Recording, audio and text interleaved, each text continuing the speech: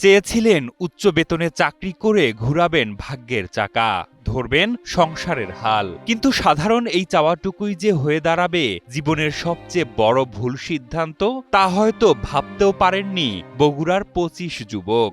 আমরা যখন খবর পাইছি যে আমাকে ছেলেমেয়ে ধরছে, ছেলেগুলো ধরছে, তখন আমরা খুব কষ্ট হয়েছিলাম।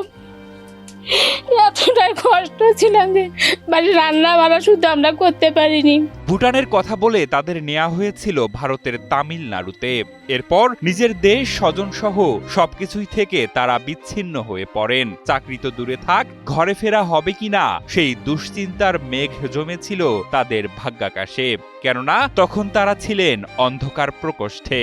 হ্যাঁ, আমার ছোট ভাই ওখানে ধরা খেয়েছিল। আমি অভিভাবক হিসেবে বলতে চাই যে ওখানে যাওয়ার উদ্যোগ এইভাবে আর কেউ কোনোদিন নেবেন না। সম্প্রতি জেল থেকে মুক্তি পেয়ে তারা দিয়েছেন নির্মম সেই দিনগুলোর বর্ণনা। আমাদের ওই জেলে অনেক ৩00-৪০০ জন লোক আটকে আছে।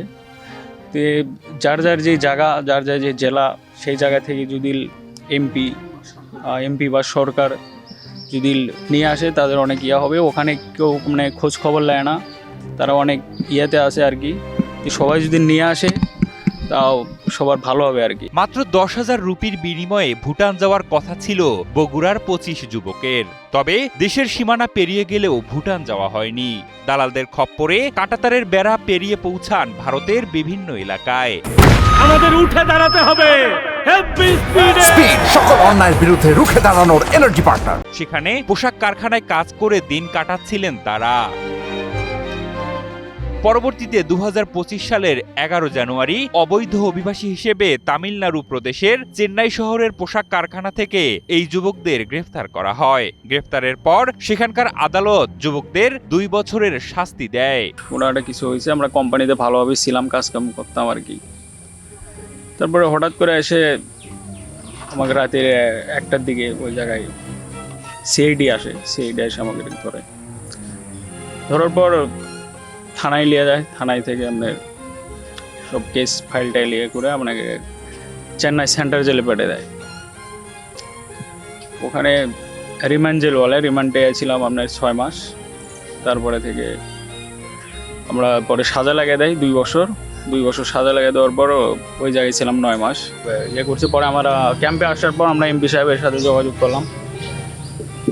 পরে এমপি সাহেব এখানে এম্বাসির সাথে যোগাযোগ করে আমাকে যুবকদের এই দুর্দশার কথা জেনে স্বজনদের মাঝে চলছিল দীর্ঘশ্বাস। বহুবার অর্থ পাঠালেও তারা দেশে ফিরতে পারেনি। পরবর্তীতে বগুড়া ৪ আসনের সংসদ সদস্য মোশাররফ হোসেনের ঐকান্তিক প্রচেষ্টায় গত ১৯ মে বেনাপোল স্থলবন্দর দিয়ে তাদের দেশে ফেরত আনে সরকার। আমাদের মাননীয় প্রধানমন্ত্রীকে আমি ধন্যবাদ জানাই এবং আমাদের সংশ্লিষ্ট দপ্তরকে যে বিগত সময় এই সেবাটা চালু এভাবে ব্যবস্থা নেওয়া হয়নি। ইতিমধ্যে তারা কুরবানি ঈদ হয়েছে ২৮ তারিখে, ২৭ তারিখে তারা তামিলনাড়ু থেকে মুক্তি পেয়ে বাংলাদেশের বর্ডারে তারা প্রবেশ করেছে। প্রতারণা থেকে বাঁচতে যাচাই বাছাই শেষে বিদেশ যাওয়ার আহ্বান জানান বগুড়া জেলা প্রশাসক তৌফিকুর রহমান। আমরা সবাইকে সচেতন করে বলি যে রেজিস্টার্ড রিক্রুটিং এজেন্সি ছাড়া অন্য কারোর মাধ্যমে যেন বিদেশে না যাওয়া হয়, সেই ক্ষেত্রে প্রতারিত হওয়ার সম্ভাবনাই বেশি থাকে। নতুন করে জীবন গড়তে চায় বন্দি জীবন থেকে দেশে ফেরা আসা যুবকরা।